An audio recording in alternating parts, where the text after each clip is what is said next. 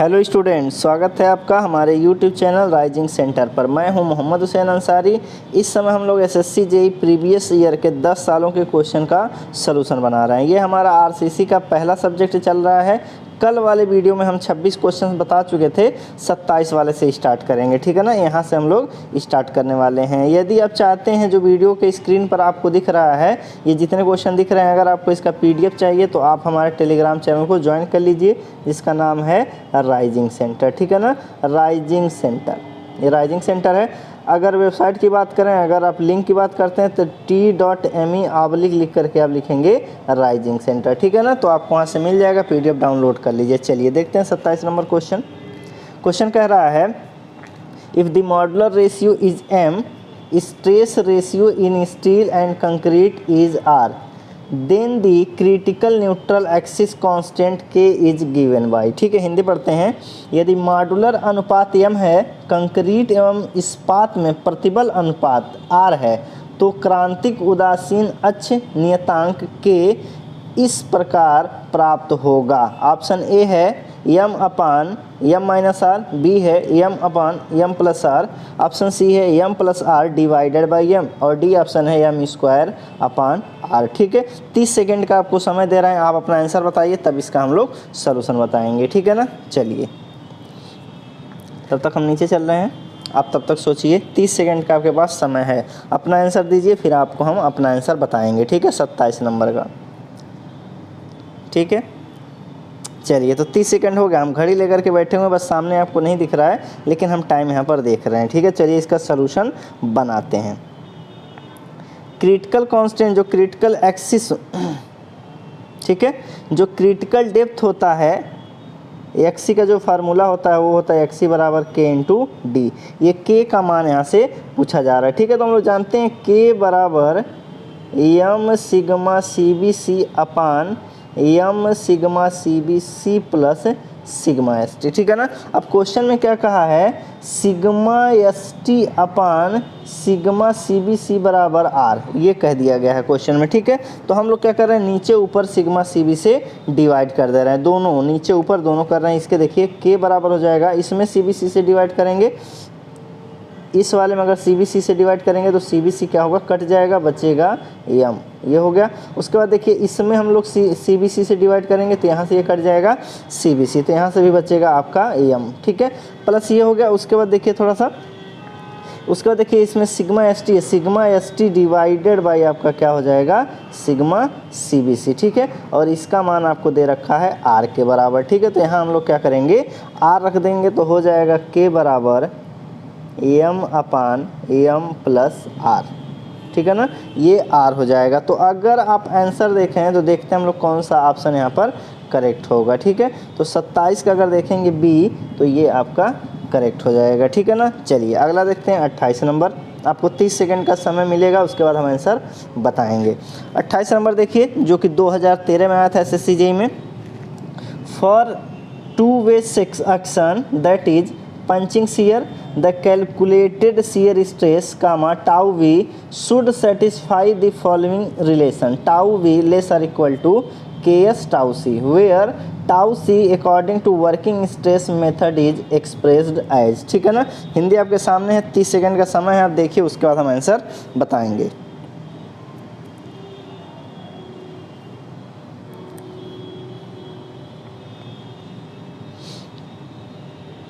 30 second का समय है आपके पास, ठीक है। समय ख़त्म होने वाला है, 20 सेकंड हो गए हैं, 10 सेकंड बचे हुए हैं, अब 5 सेकंड बचे हुए हैं, 4 3 2 1, समय ख़त्म हो गया है, ठीक है। तो टाउ सी का मान पूछ रहा है, जब आप क्या करते हैं ना, फुटिंग डिज़ाइन करते हैं। ये फुटिंग डिज़ाइन की बात कर रहा है, ये फुटिंग डिज़ाइन की बात कर रहा है। फुटिंग डिज़ाइन में आप क्या करते हैं, स्लैब बनाते हैं, उसी स्लैब के बारे में बात कर रहा है। यहाँ पर कॉलम रहेगा और ये आपका स्लैब रहेगा, ठीक है। यहाँ से पूछा जाता है, तो यहाँ पर टू-वे shear की बात हो रही है, तो टू-वे shear में और वर्किंग स्ट्रेस मेथड में जो होता है टाउ सी का मान, यहाँ पर जो टाउ सी आपको दिख रहा है वो होता है आपका 0.16 अंडर रूट एफ के। लेकिन अगर लिमिट स्टेट रहता तो ये वाला आंसर आपका सही होता। ठीक है, लिमिट स्टेट के लिए ये है, वर्किंग के लिए आपका ये वाला है। ठीक है, तो ऑप्शन नंबर बी इसका करेक्ट होगा। चलिए आगे देखते हैं हम लोग 29 number question. Minimum horizontal distance between two main reinforcement bar should be. ठीक है ना, तो अब ध्यान से क्वेश्चन पढ़ लीजिए, उसके बाद ऑप्शन देख लीजिए, हम बताते हैं आपको। 30 सेकंड समय लीजिए अपने आंसर बताने में।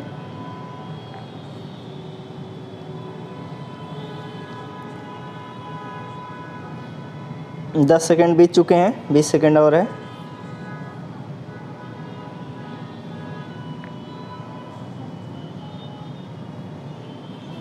दस सेकंड और है। ठीक है, उम्मीद है कि आप लोग कर चुके होंगे। चलिए अब हम लोग देखते हैं, आपका समय ख़त्म हो चुका है। चलिए आगे देखते हैं। देखिए 29 का आंसर देखते हैं। कह रहा है the minimum horizontal distance between two main reinforcement बार। ठीक है ना, अब ये नहीं कहा है कौन सा है, लेकिन ये बीम की बात कर रहे हैं। अब देखिए बीम सेक्शन हम बना रहे हैं। ठीक है ना, बीम सेक्शन हम बना दिए, बीम सेक्शन बना रहे हैं। यहाँ पर देखिए आपका बार है। ठीक है ना, इसी बार की बात हो रही है। इनके बीच में स्पेसिंग की बात हो रही है, इन्हीं के बीच में स्पेसिंग की बात हो रही है। ठीक है ना, तो इसमें क्या होता है, देखिए दो प्रकार के डायमीटर यहाँ पर यूज कर सकते हैं। देखिए फिर से बना देते हैं, थोड़ा बड़ा बना रहे हैं।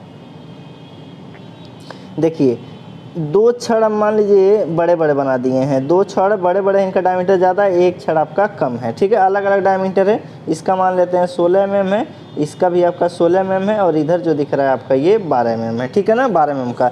अब क्या, जब स्पेसिंग इनके बीच में दिया जाएगा, इसमें स्पेसिंग दिया जाएगा, तो डायामीटर देखा जाता है, जो लार्ज वाला है, बड़ा वाला है, और साथ ही साथ जो एग्रीगेट इसमें यूज हो रहे हैं, जो एग्रीगेट यूज कर रहे हैं, ठीक है ना, उनका साइज, उनका नॉमिनल साइज भी देखा जाता है। तो नॉमिनल साइज के इसके साइज से ये 5 mm इसके बीच की दूरी ज़्यादा रखी जाती है। ठीक है, नॉमिनल साइज हो जाएगा आपको एग्रीगेट प्लस इसमें क्या होता है 5 mm। इन दोनों में जो मैक्सिमम होता है वही लिया जाता है, इन दोनों में जो मैक्स होगा वही लिया जाएगा, या तो ये अथवा ये। ठीक है, तो जो अधिक होगा उसी को यहाँ पर लिया जाएगा। ठीक है, तो चलिए इसका आंसर देखते हैं, जो स्पेसिंग की बात कर रहा है। 29 नंबर ऑप्शन ए कह रहा है डायामीटर ऑफ लार्ज बार और 5 mm more than the nominal maximum size of coarse aggregate. ठीक है, विच इज हाइयर। ठीक है, तो यही जो हम बताए हैं वही आपका सही हो जाएगा। बाकी नीचे देखेंगे तो उल्टा सीधा एक एक चीज़ ही लिखा रहेगा, इसमें आपका वही लिखा है। ठीक है, तो ऑप्शन ए ही आपका करेक्ट हो जाएगा, बाकी आप चेक कर सकते हैं। चलिए अगला देखते हैं 30 नंबर। कह रहा एज पर IS 456 splitting tensile strength FCR of concrete में be estimated from compressive strength age. ठीक है ना, चलिए क्वेश्चन हिंदी में आप पढ़ लीजिए, 30 सेकंड का समय लीजिए, अपना आंसर बताइए। 2013 में आया है SSC JEE में, हमें वेट कर रहे हैं, तो हम लोग इसका सॉल्व करेंगे। तो ये कोई ज़्यादा दिक्कत वाली बात नहीं है, ये बहुत लोगों को ये वाला पता होगा। ठीक है ना, ये वाला बहुत लोगों को पता होगा, तो ये आंसर आप सबको पता है। आंसर हो जाएगा 0.7 FC के। ठीक है, अंडर रूट वाला FC के कैरेक्टरिस्टिक कंप्रेसिव स्ट्रेंथ। ठीक, नंबर का तो आंसर आपको पता चल गया। आगे चलते हैं 31 नंबर में।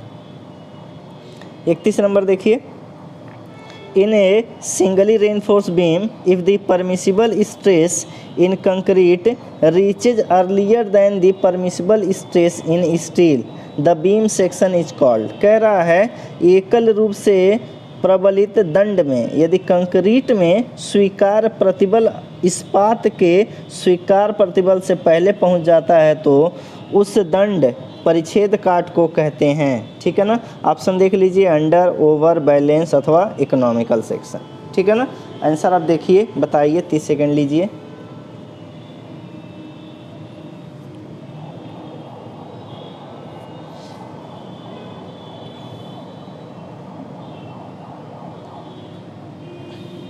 ठीक है, अब हम बताते हैं आपको, हो गया समय आपका।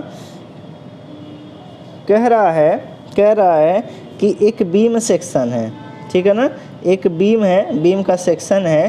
क्या हो रहा है, जब इस पर लोड लगाया जा रहा है, बीम कुछ ऐसे होगा। ठीक है ना, बीम कुछ ऐसा, जब लोड लगा रहे हैं, लोड धीरे धीरे बढ़ा रहे हैं, और क्या हो रहा है, जो कंक्रीट है, वो जो कंक्रीट है वास्तव में कंप्रेशन की बात करते हैं, ये क्या हो रहा है, परमिसिबल लिमिट पर पहले पहुंच जा रहा है। ठीक है ना, ये परमिसिबल लिमिट पर पहले पहुंच जा रहा है और जो स्टील है वो अभी नहीं पहुंच रहा है, यानी इसका ये मतलब है कि इस सेक्शन में स्टील की मात्रा ज़्यादा है और जो हो गया कंक्रीट की मात्रा कम है। ठीक है, तो जब रेनफोर्समेंट ज़्यादा हो जाता है तो उसी को बोला जाता है ओवर रेनफोर्समेंट। ठीक है ना, और सेक्शन को कह दिया जाएगा ओवर रेनफोर्स सेक्शन। ठीक है, तो इसका आंसर अगर देखेंगे तो ये हो जाएगा आपका ओवर रेनफोर्स सेक्शन। तो ओवर रेनफोर्स सेक्शन में हमें पता चल गया कि CBC जो होता है पूरा यूज हो जाता है कंक्रीट का, लेकिन FY जो है कम ही रह जाता है। ठीक है, तो पहले परमिसिबल लिमिट पर आपका कंक्रीट पहुंचेगा, यानी पहले कंक्रीट फेल होगा, फिर बाद में आपका स्टील फेल होगा। चलिए 31 के बाद 32 देखते हैं। 32 नंबर पढ़िए।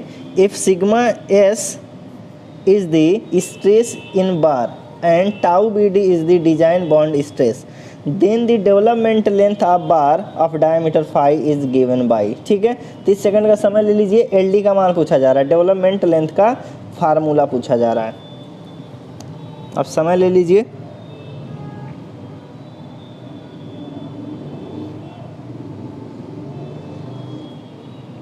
चलिए ये तो आसान है, इसमें कोई दिक्कत नहीं है, बहुत लोग बताए होंगे। ठीक है, बहुत लोगों का सही होगा कौन सा ऑप्शन, B ऑप्शन। ठीक है, क्वेश्चन में कुछ नहीं कहा, टेंशन भी नहीं कहा है। ठीक है ना, तो टेंशन अगर टेंसाइल मेंबर है तो वहाँ पर देखेंगे 5 सिग्मा S/4 टाउ BD होगा। लेकिन अगर क्या हो जाए, ये कंप्रेशन मेंबर की बात कर ले, अगर पर्सनली कंप्रेशन कहेगा तो टाउ BD जो होता है वो 25% इंक्रीज हो जाता है। तो जहाँ पर 4 लिखा हुआ है यहाँ पर हो जाएगा 5। ठीक है ना, अगर HYSD बार की बात करें, यहाँ पर देखिए माइल्ड स्टील के लिए फार्मूला है। अगर HYSD रेनफोर्समेंट की बात कर लेगा तो टाउ BD जो होता है वो 60% क्या होता है, इंक्रीज कर जाता है। ठीक है ना, ये 60% क्या होगा, इंक्रीज कर जाएगा, तो वो भी आप ध्यान में रखेंगे। ठीक है ना, चलिए आगे बढ़ते हैं। इसका आंसर आपका पता चल गया है हमारा B ऑप्शन।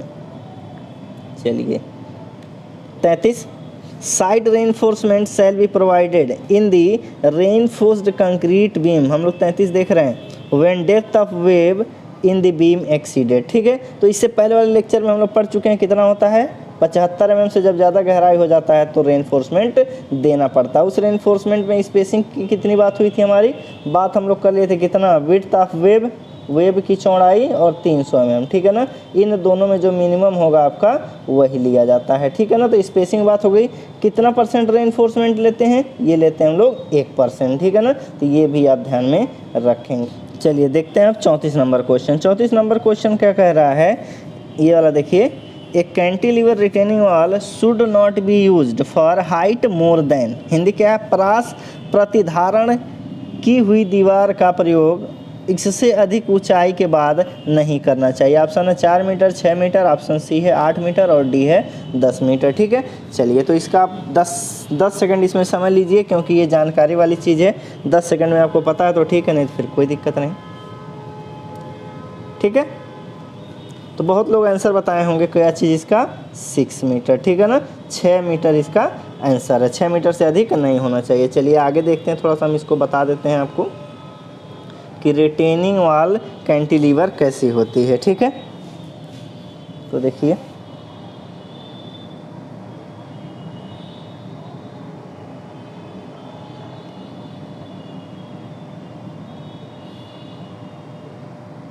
ये देखिए इस तरीके से है। यहाँ पर क्या होगा, आपका सॉइल होगा, ये जो होगा आपका सॉइल होता है इस जगह पर, यहाँ पर सॉइल होगा।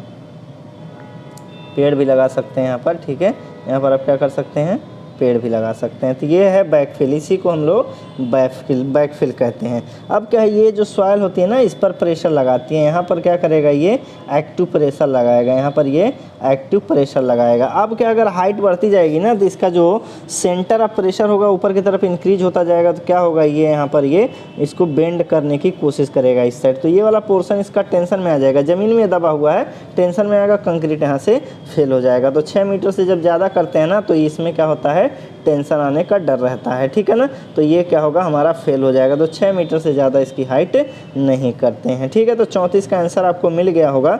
चलिए आगे देखते हैं। 35 नंबर लिखा है, diagonal tension in A reinforce concrete beam. ठीक है, हिंदी पढ़ लेते हैं। प्रबलित कंक्रीट दंड में विकर्ण तनाव, विकर्ण तनाव की बात हो रहा है, मतलब डायगोनल टेंशन की। कह रहा है option A is maximum at neutral axis, कह रहा है न्यूट्रल एक्सिस पर ये मैक्सिमम होता है, पहला। ठीक है, दूसरा ऑप्शन देखिए, बी कह रहा है डिक्रीज बिलो न्यूट्रल एक्सिस, कह रहा है न्यूट्रल एक्सिस के नीचे क्या होता है, ये घटता है। उसके बाद कह रहा है and increase below the neutral axis, एक बार कह रहा है घट रहा है, एक बार कह रहा है बढ़ रहा है, तो ये तो वैसे ही गलत हो गया। ठीक है ना, तो ऑप्शन बी हो गया। सी देखिए, increase below the neutral axis and decrease above the neutral axis. ठीक है, कह रहा है increase below neutral axis, neutral axis के नीचे कह रहा है ये बढ़ता है। ठीक है ना, ये बढ़ता है, और न्यूट्रल एक्सिस के ऊपर क्या होता है, ये घटता है। ठीक है, इसके ऊपर कह रहा है घटता है, यहाँ तो जीरो रहता ही रहता है, कह रहा है यहाँ जा करके माइनस में हो जाता है, ये इसके कहने की बात है। डी कह रहा है remains constant through out the depth. ठीक है ना, कह रहा है टोटल जो रिमेन्स रहता है पूरे डेप्थ में ये कांस्टेंट रहता है, डी ऑप्शन। ठीक है, तो अपना आंसर आप बताइए, फिर हम बताते हैं।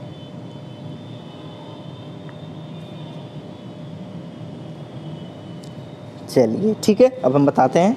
क्या देखिए यहाँ पर क्या कर रहे हैं, डायगोनल टेंशन, और किसके कारण होगा, ये शियर स्ट्रेस के कारण होता है। ठीक है ना, और शियर स्ट्रेस की हम लोग बात करें तो हम लोग सोम में बता चुके हैं कि अगर बीम सेक्शन रेक्टेंगुलर है तो इसका जो स्ट्रेस डायग्राम होता है ऐसे होता है, शियर स्ट्रेस डायग्राम। इसके न्यूट्रल एक्सिस पर मैक्सिमम शियर जनरेट होता है। ठीक है, तो यहीं पर ये टाउ भी जो है मैक्सिमम होगा, तो वही ऑप्शन आपका सही हो जाएगा। डायगोनल टेंशन यहीं पर अधिकतम रहेगा, तो ये ऑप्शन नंबर ए आपका करेक्ट हो जाएगा। ठीक है, चलिए 36 देखते हैं। 36 ऊपर होगा, पढ़िए। ठीक है, आप पढ़िए फिर आंसर दीजिए। If the area of tension reinforcement provided is less than that required for a balance section, then RCC beam is called। ठीक है, हिंदी आप पढ़ लीजिए फिर आंसर देखिए, 30 सेकंड समय लीजिए, उसके बाद हम लोग बात इस पर करते हैं। 36 नंबर पर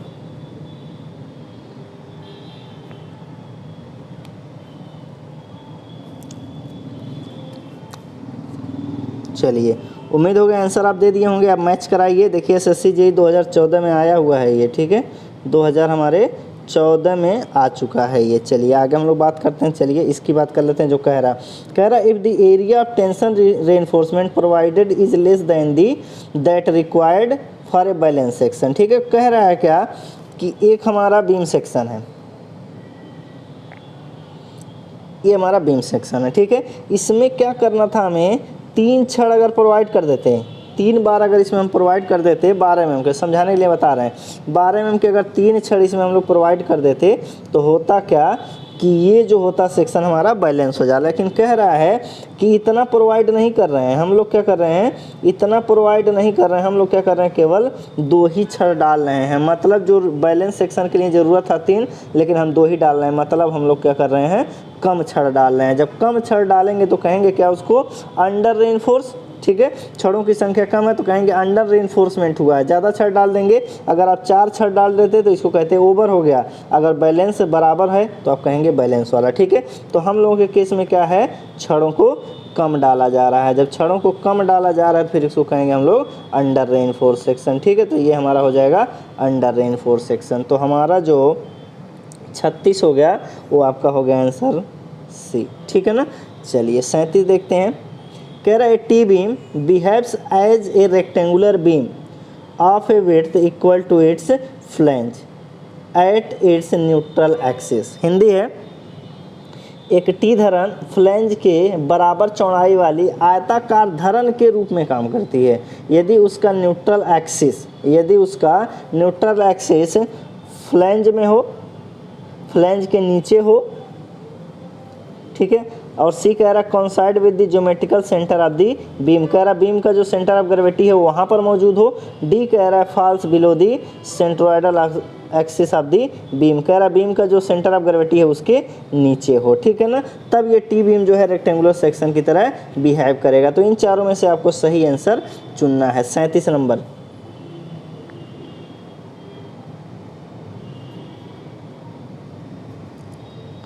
एसएससी जेईई 2014 में आया है, मॉर्निंग में पहला ही पेपर। चलिए हम आंसर बताते हैं आपको। तो टी बीम कुछ इस तरीके से होता है। टी बीम कब बनती है? जब आपका स्लैब और बीम एक ही साथ क्या होता है, ढाला जाता है। मोनोलिथिकली जब बनाया जाता है तो टी बीम, ठीक है।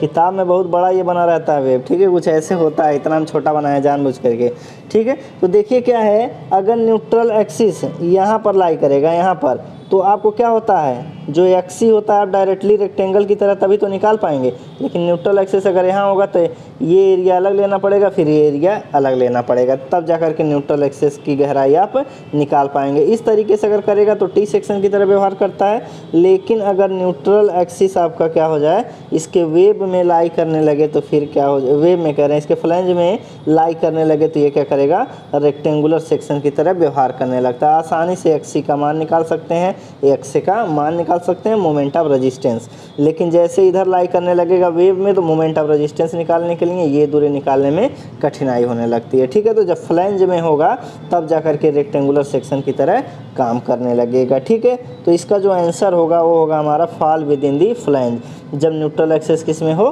फ्लैंज में हो, ठीक। ये समझ में आ गया होगा। थोड़ा सा इसको पतला कर देते हैं, बहुत ज़्यादा हो गया। चलिए 38 नंबर देखिए, कह रहा है if tau V is the nominal shear stress comma tau C is design shear strength of concrete and tau C max is the maximum design shear strength of concrete, which of the following statement is correct, ठीक है। हिंदी पढ़ लीजिए, 30 second का समय लीजिए answer देने में, ठीक है। आंसर आप सोचिए। चलिए देखते हैं 38 नंबर का सॉल्यूशन। हम लोग जानते हैं tau V is less than, अगर टाउ सी बाई 2 हो जाए तो नो शियर रेइंफोर्समेंट देना है, नो शियर रेइंफोर्समेंट प्रोवाइड ही नहीं करना है, ठीक है ना। लेकिन अगर टाउ वी का मान टाउ सी से कम हो जाए, ठीक है ना, अगर इस तरीके से हो जाता है तब आप क्या करेंगे, मिनिमम शियर रेइंफोर्समेंट देना होगा, मिनिमम शियर रेइंफोर्समेंट देना है। कितना देना है वो भी लिख देते हैं, ASB divided by BSB should be greater or equal to 0.4 divided by 0.87 FY, ठीक है ना। इस तरीके से आपको देना पड़ेगा, मिनिमम रेइंफोर्समेंट आपको ये वाला देना ही पड़ेगा, ठीक है। ये तो दूसरा केस हो गया। अगला केस देखिए, अगर आपका क्या हो जाए, tau we is greater than tau c हो जाए, अगर ऐसा हो जाता है तो क्या होगा, बीम को जो है जनरल शियर के लिए डिजाइन किया जाता है, ठीक है। यानी जनरल शियर रेइंफोर्समेंट आपको क्या करना पड़ेगा, प्रोवाइड करना पड़ेगा। लेकिन यदि क्या हो जाए, tau we is greater than tau C max, अगर ऐसा हो जाता है तो क्या होता है, सेक्शन को चेंज करना पड़ता है, ठीक है। सेक्शन आप चेंज कर देंगे। चलिए अब 38 का आंसर देख लेते हैं। ये कहानी आप जान चुके हैं, 38 में अब क्या हो सकता है, ठीक है। देखिए आप क्या कर रहे हैं, tau we is greater than tau C max, अगर ऐसा होगा तो आपको क्या करना है, सेक्शन को चेंज कर देना है। लेकिन ये क्या कह रहे हैं कि section is design for shear, ठीक है। ये कह रहे हैं सेक्शन जो है शियर के लिए डिजाइन होगा, नहीं होगा भैया, ये क्या होगा, सेक्शन ही हमारा चेंज हो जाएगा। तो ये वाला आपका गलत हो गया। चलिए बी ऑप्शन पे चलते हैं। बी ऑप्शन कह रहा है if tau V is greater than tau C max तो मिनिमम शियर रेइंफोर्समेंट प्रोवाइड करते हैं, नहीं, सेक्शन को हम लोग चेंज करते हैं, तो ये भी गलत हो गया। सी पर आइए, if tau B is less than tau C तो minimum shear reinforcement is provided, सही बात है, मिनिमम देंगे। डी देखिए, if tau B is greater than tau C तो minimum shear reinforcement is provided, नहीं, बीम जो है जनरल शियर में होता है तो मैक्सिमम से मैक्सिमम जितना दे सकते हैं वो दीजिए, ठीक है ना। तो ये भी गलत हो गया। और ये लोग भी क्यों गलत हैं, कारण आपको पता चल गया, सी आपका सही हो गया। चलिए आगे बढ़ते हैं 39 number, in limit state of collapse for direct compression, ठीक है ना, डायरेक्ट कंप्रेशन की बात हो रही है, डायरेक्ट यहाँ पर कंप्रेशन की बात हो रही है। तो देखिए the maximum axial compressive strain in concrete as, ठीक है। कॉलम आप पढ़े होंगे, उसमें हम स्ट्रेन की बात किए थे, कंप्रेशन स्ट्रेन की बात किए हैं, कॉपी में आप देखेंगे तो आंसर आपको मिल जाएगा, ठीक है। तो बीम की कॉलम की बात हो रही है जो कि कंप्रेशन में है, आप बीम की बात नहीं कर रहे हैं, ठीक है ना, आप बीम की बात नहीं कर रहे हैं, कॉलम की बात कर रहे हैं। तो थोड़ा ध्यान दीजिएगा, आंसर आप बताइए कितना होगा strain, maximum axial compressive strain बताइए। ठीक है। तो कोडल प्रिवीजन है, तो ऑप्शन नंबर ए आपका करेक्ट हो जाएगा, कॉपी में पढ़ लीजिए, ठीक है। तो ये आया था SSC JEE 2014 में। आगे की तरफ चलते हैं, 40 number. A reduction factor CR to load carrying capacity for a long column of effective length LE and width B is applied as obtained from following expression, ठीक है ना। कह रहा है CR का फार्मूला क्या होगा, रिडक्शन फैक्टर का फार्मूला पूछा जा रहा है आपसे, ठीक है ना, कॉलम के लिए। तो आप बताइए, फिर हम बताते हैं।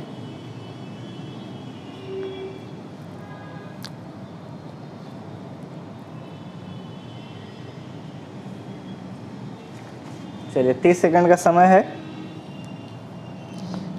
चलिए तो आगे की तरफ अब हम आंसर बताते हैं, समय आपका ख़त्म हो चुका है, ठीक है। 40 नंबर का हम सलूशन बता रहे हैं। देखिए 40 नंबर का सलूशन क्या है, देखिए कह रहा है करेक्शन फैक्टर की बात कर रहे हैं यहाँ पर। करेक्शन फैक्टर तो दो तरीके का होगा, 1.25 minus L effective divided by 48B, ठीक है। ये एक फार्मूला होगा, ठीक है। ये तो कोडल प्रोविजन है। और एग्जैक्ट कैलकुलेशन चाहिए, अगर और एग्जैक्ट कैलकुलेशन चाहिए तो एक फार्मूला और होता है, CR बराबर 1.25, CR बराबर ये बराबर है 1.25 minus L effective upon 160 R minimum radius of gyration. अगर रेडियस ऑफ B के जगह अगर रेडियस ऑफ जायरेशन यूज कर लिया तो 48 के जगह आपका क्या हो जाएगा, 160 हो जाएगा, ठीक है ना। 160 पर आप ध्यान देंगे, दो फार्मूला होता है, लेकिन अभी आपके पेपर में ये वाला है, ठीक है ना। तो ऑप्शन नंबर C आपको दिख रहा होगा। अगर रेडियस ऑफ जायरेशन होगा तो यहाँ बगल में आप देखेंगे तो 160 रहेगा। अगर लीस्ट लेटरल डायमेंशन B की बात करेगा तो यहाँ 48 रहेगा, ठीक है। तो थोड़ा सा आप ध्यान देंगे। तो हमारा 40 नंबर हो गया, 40 नंबर हो गया कौन सा, ये वाला, ठीक। चलिए आगे बढ़ते हैं हम लोग।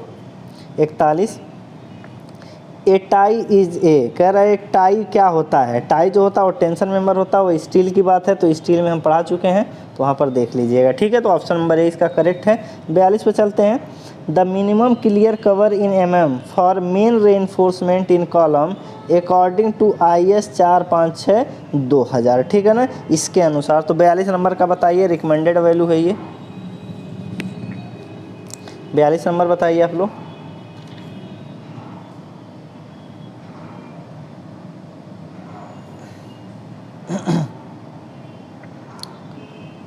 चलिए अब आंसर बताते हैं। देखिए कॉलम की बात हो रही है, कॉलम में देखिए दो नॉमिनल कवर दिया जाता है। एक तो होता है हमारा मिनिमम 40 mm, ठीक है ना, 40 mm। तो 40 mm वाला तो इसमें करेक्ट है, मिनिमम। अब देखिए 25 mm भी होता है, लेकिन क्वेश्चन में पर्सनली वो कहेगा अगर कॉलम का सेक्शन साइज 200 mm से कम है, 200 mm है तो 200 mm से कम है, और साथ ही साथ एक काम और होना चाहिए, डायामीटर जो इसमें छड़ का यूज हो रहा है मेन रेनफोर्समेंट, वो 12 mm से कम होना चाहिए। 12 mm अथवा 12 mm से कम हो तब जाकर क्या होता है, वो 25 mm। लेकिन क्वेश्चन में ऐसा कुछ नहीं कहा गया है, साइज के बारे में बात नहीं हुई है, तो मिनिमम आपको जो देना पड़ेगा वो 40 mm देना पड़ेगा, ठीक है। लेकिन अगर बीम रहता तब, बीम रहता, स्लैब रहता तब, ठीक है। तो स्लैब के केस में तो मिनिमम 15 mm होता है, बीम में आपको क्या करना होता है, 20 mm लेना पड़ता है, ठीक। अगर फाउंडेशन की बात करें, पेपर में आपको फाउंडेशन आ जाएगा, फुटिंग का जो नॉमिनल कवर होता है वो कितना होता है, 50 mm, ठीक है। ये आपको पूछ लिया जाएगा, मिनिमम की बात है ये, ठीक है, या ऐसे पूछा जा सकता है। तो इसका आंसर अभी 40 है। चलिए आगे बढ़ते हैं। 43 the diameter of longitudinal bar of A RCC column should never be less than, ठीक है ना। हिंदी पढ़ लेते हैं। RCC स्तंभ के अनुदैर्ध्य छड़ों का व्यास कभी भी 6 mm से कम नहीं होना चाहिए, 8 mm से कम नहीं होना चाहिए, 10 mm से कम नहीं होना चाहिए, D 12 mm से कम नहीं होना चाहिए। तो आप रिकमेंडेशन इसका देखिए, कॉपी में बता चुके हैं, तो इस पर ज़्यादा समय हम लोग बर्बाद नहीं करेंगे। तो कभी भी जो है कितने से, 12 mm से कम नहीं होना चाहिए। 12 mm से कम हो जाएगा तो फिर हो जाएगा उसका नॉमिनल कवर कम कर देते हैं, ठीक है। तो यहाँ पर आंसर हो जाएगा आपका D वाला, ठीक है। चलिए आगे की तरफ देखते हैं हम लोग, ये हो गया। चलिए 44 देखिए। इन an RCC section of effective depth D, if vertical stirrups are provided to resist shear, their maximum spacing measured along the axis of member as per IS 456 should not exceed। ठीक है ना, तो ध्यान से थोड़ा पढ़ लीजिए, तब आगे की तरफ हम लोग बात करेंगे। ठीक है, 44 वाला देखिए, 30 सेकंड समय लीजिए, फिर हम लोग आगे बढ़ते हैं।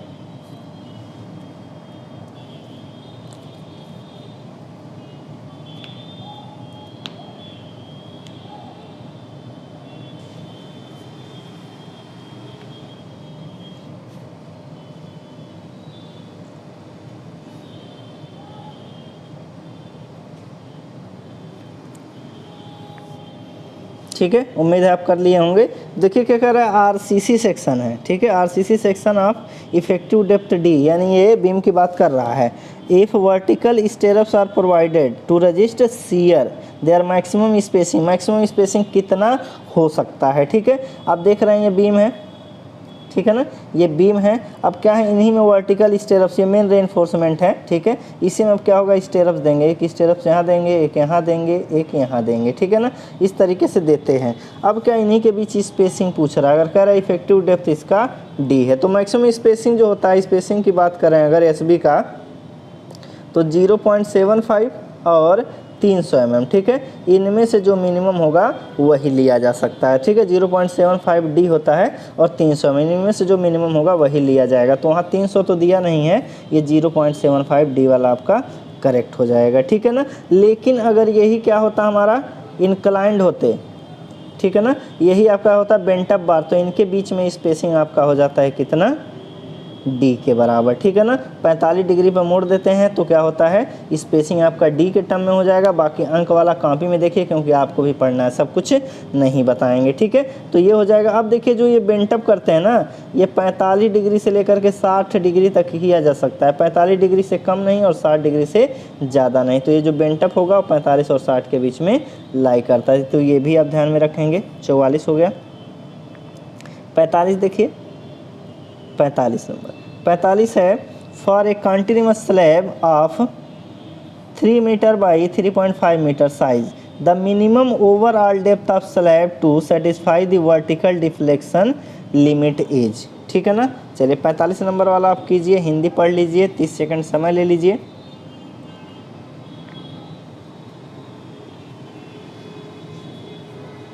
तीस सेकंड समय लीजिए आप।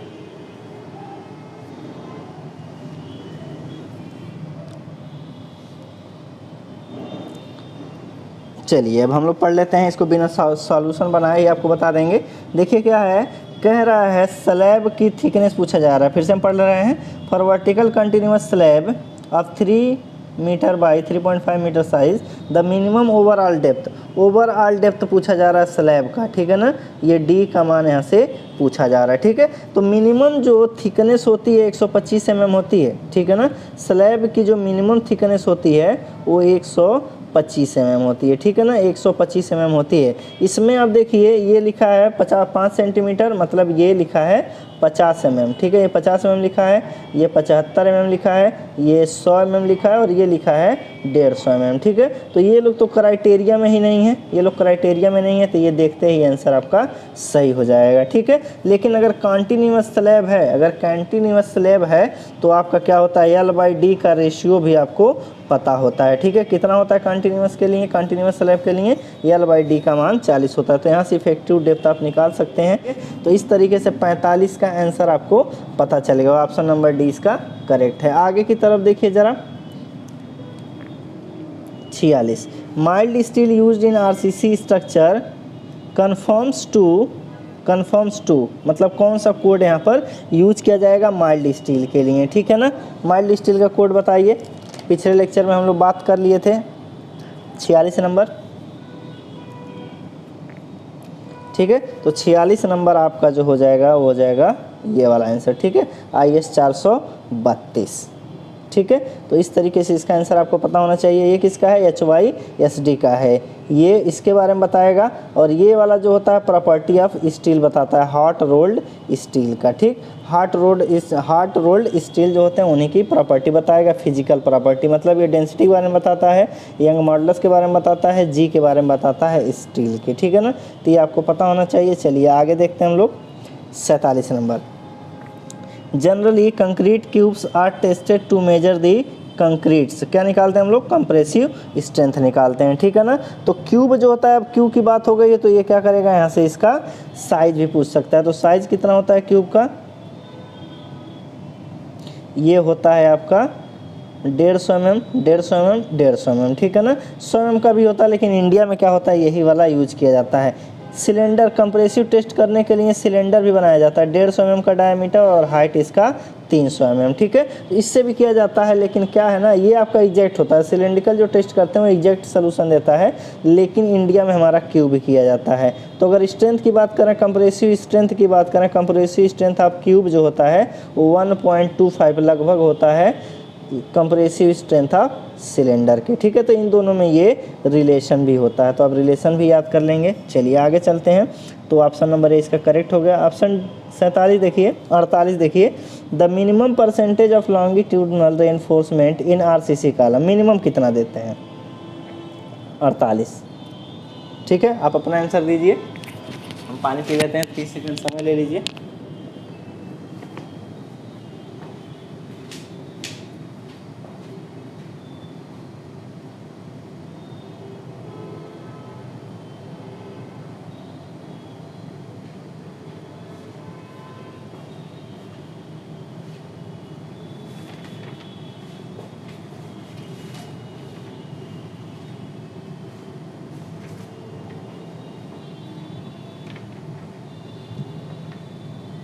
चलिए, तो आपका आंसर आ गया होगा, उम्मीद है कि आप आंसर समझ गए होंगे। कितना लेना है आपको, ऑप्शन नंबर डी, मिनिमम होता है 0.8%, मैक्सिमम कितना होगा 6%, लेकिन जब डिजाइन करने जाएंगे तो कितना लिया जाता है 4% ऑफ ग्रॉस एरिया, ठीक है। तो मिनिमम 0.8%, ठीक, और मैक्सिमम 6%, और जब डिजाइन करने जाएंगे तो फिर होगा आपका 4%, ठीक है। तो 48 का जो आंसर हो जाएगा वो ऑप्शन नंबर डी करेक्ट हो जाएगा, ठीक। चलिए 49 देखते हैं। In a structure cables and wire are used generally, ठीक है ना। क्वेश्चन को थोड़ा फिर से पढ़ लेते हैं। In a structure cables and wires are used to generally as, कह रहा क्वेश्चन में कि केबल होता है और वायर होता है, सामान्यतः किस रूप में यूज किया जाता है, ठीक है ना। कौन सा मेंबर ये होते हैं, ये आपसे पूछा जा रहा है, आंसर दीजिए।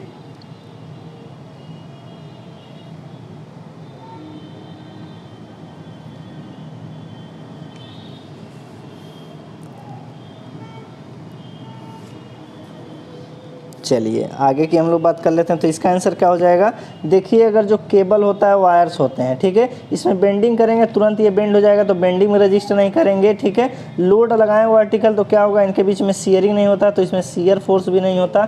बस क्या होगा, जब कंप्रेशन लगाएंगे तब भी ये मुड़ जाएंगे, लेकिन टेंशन फोर्स जब लगाएंगे तो क्या होगा, ये लोड को ट्रांसफ़र कर देंगे, ठीक है। यानी ये टेंशन मेंबर की तरह यूज किया जा सकता है। अगला देखिए 50 number, the minimum percentage of steel in RCC slab using mild steel reinforcement is given by, ठीक है ना।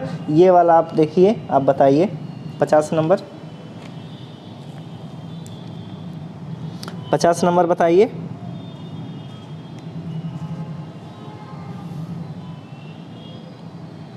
चलिए ठीक है, तो आपका आंसर कुछ आ गया होगा, बहुत लोगों का आंसर ये होगा, ठीक है। तो अगर स्लैब की बात कर लेंगे तो अगर HYSD ना यूज करके आप माइल्ड स्टील यूज करेंगे तो 0.15% ऑफ ग्रॉस एरिया के बराबर होगा मिनिमम रेनफोर्समेंट। अगर HYSD होता तो ऑप्शन ये सही होता, ठीक है। लेकिन अपना जो क्वेश्चन है वो माइल्ड स्टील की बात कर रहे हैं, माइल्ड स्टील की बात कर रहा है, तो इसीलिए ऑप्शन आपका ये सही होगा। अगर HYSD होता तो ये वाला आंसर आपका सही होता, अगर HYSD होता तो, ठीक है ना। चलिए आगे चलते हैं, तो आपको उम्मीद है कि समझ में आ गया होगा। आगे 51 देखिए, इन limit state method of design for bars in compression the value of bond stress shall be, ठीक है। ऑप्शन ए है increase by 25%, decrease by 25%, increase by 20%, D है डिक्रीज बाय 20%। हिंदी पढ़ रहे हैं। कह रहा लिमिट स्टेट मेथड में अगर जो है बीम हमारा है अथवा जो बार है अगर कंप्रेशन में है, ठीक, तो बॉन्ड स्ट्रेस ऑप्शन ए 25% बढ़ जाता है, 25% घट जाता है, सी कह रहा है 20% बढ़ जाता है, ऑप्शन डी कह रहा है 20% घट जाता है, ठीक है ना। तो अगर जैसे कंप्रेशन में आएगा वैसे क्या होता है, टाउ बी डी का मान जस्ट पीछे बताएं क्या होगा, ये 25% जो है इंक्रीज हो जाता है, ठीक है ना, 25% ये इंक्रीज हो जाएगा। जो डेवलपमेंट लेंथ एल डी बराबर हम लोग पढ़ते हैं ना, 5 sigma s up sigma s t upon 4 tau b d, ठीक है। सिग्मा एस टी की जगह क्या होता है 0.87 एफ वाई यूज कर लिया जाता है बस लिमिट स्टेट में, और कुछ नहीं। चलिए 52 देखते हैं, तो आपको पता चल गया होगा आंसर ए इसका, ठीक। चलिए तो ज़्यादा सोचने की ज़रूरत नहीं है। 52 देखिए, the permissible bending stress in working stress method of design of column base is considered equal to, ठीक है ना। आप इस तरीके से इसको याद करिए, ठीक है, याद करें, क्वेश्चन पढ़िए, देखिए फिर हम आपको बताते हैं। 52 नंबर है। चलिए आंसर बताते हैं। तो ऑप्शन नंबर डी इसका करेक्ट है, ठीक है ना। ऑप्शन नंबर डी इसका जो है वो करेक्ट होता है, आप इसको याद करेंगे। स्पेसिंग देखिए 53, spacing stirrups in a rectangular beam, ठीक है ना। कह रहा है कि स्टेरप्स जो होते हैं, जो बीम है देखिए ये बीम है, यहाँ पर सपोर्ट है, यहाँ पर सपोर्ट है, इसमें क्या है स्टेरप्स दिए जाते हैं। तो सपोर्ट की तरफ नज़दीक रहेंगे, जैसे सेंटर में जाएंगे वैसे ये दूर होते जाते हैं, ठीक है। तो सपोर्ट की तरफ नज़दीक होंगे, सेंटर की तरफ जाएंगे तो स्पेसिंग इसमें बढ़ने लगती है, ठीक है। तो इसी की बात कर रहे हैं। ये कह रहा है increasing at the centre of beam के सेंटर की तरफ क्या होगा, इंक्रीज होगा। बी ऑप्शन कह रहा है इंक्रीज्ड एट एंड्स पे कह रहा है इंक्रीज होता है, नहीं, वहाँ घटता है। केप्ट कांस्टेंट थ्रू आउट, ये भी गलत है। Decrease toward the centre of beam, घटता नहीं बढ़ता है। तो ऑप्शन नंबर ए 53 का जो होगा वो सही होगा, ठीक है ना। आगे चलिए जरा अगला क्वेश्चन देखिए। तो हमारा हो गया कितना 53। 54 देखिए, the increase in the strength if concrete with time is, ठीक है ना। इसको देखिए 54 नंबर आप देखिए, पढ़िए 54।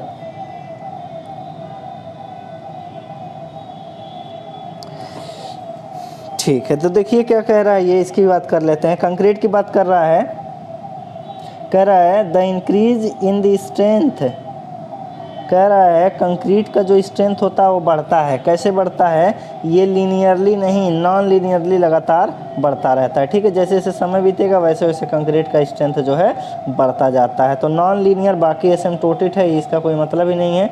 ऑल ऑफ द अबव, क्योंकि ये सब गलत है तो ऑल ऑफ द अबव भी गलत हो जाएगा, केवल एक ही आपका सही होगा, ठीक। 55 देखिए, जल्दी जल्दी करते हैं। In a singly reinforced beam if the stress in concrete reaches its allowable limit earlier than the steel reaches its permissible limit, the beam section is called, ठीक है। हिंदी में पढ़िए फिर इसका आंसर दीजिए, टाइम दे रहे हैं 30 सेकेंड।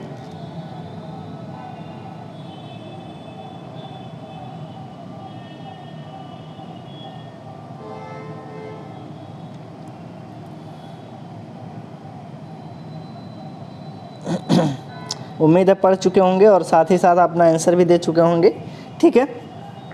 पहले ऑप्शन में देखिए, इकोनॉमिकल सेक्शन और बैलेंस सेक्शन, ये एक ही सेक्शन को कहा जाता है। बैलेंस सेक्शन को ही बोला जाता है इकोनॉमिकल सेक्शन, ठीक है, अथवा क्रिटिकल सेक्शन, ये दोनों, बैलेंस सेक्शन भी इसी को कहा जाता है, ठीक। तो ये दोनों तो एक ही हो गए, अगर बैलेंस भी लिखा रहता तब भी उसका भी बात एक ही होता है, ठीक है ना। तो ये दो ऑप्शन तो गलत हो गए, क्योंकि दोनों लोग एक ही बात कर रहे हैं, अंडर और ओवर की बात कर रहे हैं। आप क्वेश्चन पढ़ेंगे तो अंडर ओवर आपको पता चलेगा। कह रहा है in a singly reinforced beam if the stress in concrete reaches its allowable limit earlier than the steel, कह रहा है जो कंक्रीट है इसमें जो है परमिसिबल लिमिट तक सीबीसी तक कंक्रीट पहले पहुंच जा रहा है, स्टील जब नहीं पहुंच रहा है तभी। इसका ये मतलब है कि स्टील इसमें ज़्यादा डाल दिए हैं, ज़्यादा डाल देंगे तभी ऐसा होगा कि कंक्रीट जो है पहले फेल होगा बाद में स्टील होगा। तो ऑप्शन नंबर डी इसका करेक्ट हो जाएगा। ठीक है, तो ये दो ऑप्शन देख रहे हैं, एक ही बात बता रहे हैं, इसलिए इनको तो हम पहले ही छोड़ दिए हैं। ठीक है, अब दो बचे हैं 50-50। अगर आपको नहीं पता रहेगा तभी इसमें तुक्का मारेंगे तो एक तो 50% सही होने का चांस बन जाएगा। ठीक है, लेकिन ऐसा नहीं है, कंक्रीट पहले फेल होगा, स्टील बाद में, यानी छड़ ज़्यादा है और इसी कारण से क्या हो जाएगा, ये ओवर रेनफोर्स सेक्शन। 56 देखिए, factor of safety is the ratio of. ठीक है, तो ये याद रखेंगे, option number C, yield stress और वर्किंग स्ट्रेस के रेशियो को बोला जाता है। F Y divided by F working, W कर देते हैं, इसी को बोलते हैं हम लोग फैक्टर ऑफ सेफ्टी। ठीक है ना, तो याद रखिएगा, ये पेपर में आपके आ जाएगा। लिमिट स्टेट का ये बात है, लिमिट स्टेट, तो लिमिट स्टेट से बहुत तो एक आध क्वेश्चन पूछे जाते हैं पेपर में, तो आप देखेंगे वहाँ से आपको ये क्वेश्चन मिल जाएगा। ठीक है, तो उम्मीद है 56 भी आ गया होगा। चलिए जल्दी करते हैं।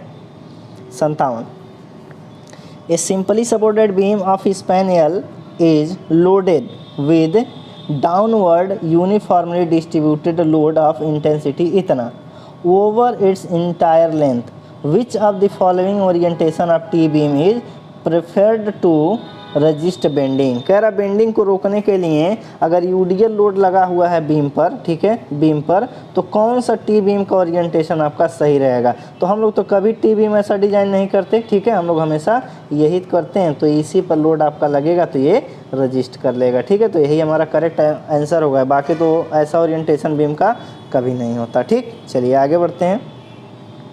58, एच पर IS 456/2000, in the absence of test data the approximate value of the total shrinkage strain for design may be taken है। ठीक है, ये आप ध्यान दीजिए, उसके बाद हम बताते हैं। ठीक है, पढ़ लीजिए।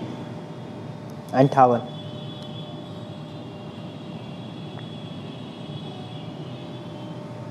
ठीक है, तो कह रहा है मैक्सिमम स्ट्रेन जो है सभी कारणों से, ये सभी कारणों के कारण होता है, जो मैक्सिमम स्ट्रेन होता है कंक्रीट में सभी कारणों से कितना होता है, 3 × 10⁻⁴ के बराबर। ठीक है, यानी अगर आप देखेंगे तो ये वाला ऑप्शन आपका सही हो जाएगा, 0.0003। ठीक है, तो ऑप्शन नंबर डी आपका करेक्ट होगा, ये याद करना पड़ेगा। 59, if R and T are rise and tread. ठीक है, ये देखिए, ये आपका सीढ़ी है, ठीक है, ये इसका ट्रेड है, ये इसकी लंबाई कितना दे रखा है, T।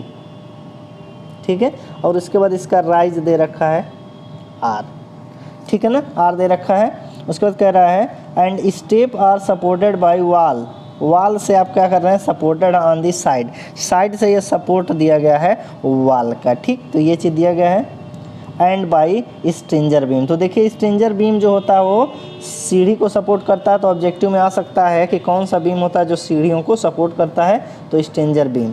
On the other side the step are designed as beam of width, कितनी चौड़ाई का बीम आपको बनाना पड़ेगा, तो यही वास्तव में पूछा जा रहा है। ठीक है ना, ये दूरी, तो आर देखिए पाइथागोरस लगाएंगे तो ये हो जाएगा आपका R² + T²। ठीक है, तो ऑप्शन नंबर ए इसका करेक्ट है। जल्दी जल्दी कर लेते हैं। 60 देखिए, चलिए ये जरा पढ़िए जरा। 60 number, the load factor applied to wind and seismic load is designed of steel structure is. Hindi पढ़ते हैं, इस्पात संरचनाओं के अभिकल्पन में पवन एवं भूकंपीय भार के लिए किस भार गुणक का प्रयोग किया जाता है। ठीक है, तो ये स्टील स्ट्रक्चर का क्वेश्चन है। 60 नंबर, ठीक है, तो ये स्टील स्ट्रक्चर का है, तो हम लोग डायरेक्ट बता देते हैं, ये ऑप्शन नंबर सी इसका करेक्ट है। ठीक है, चलिए 61 पे चलते हैं।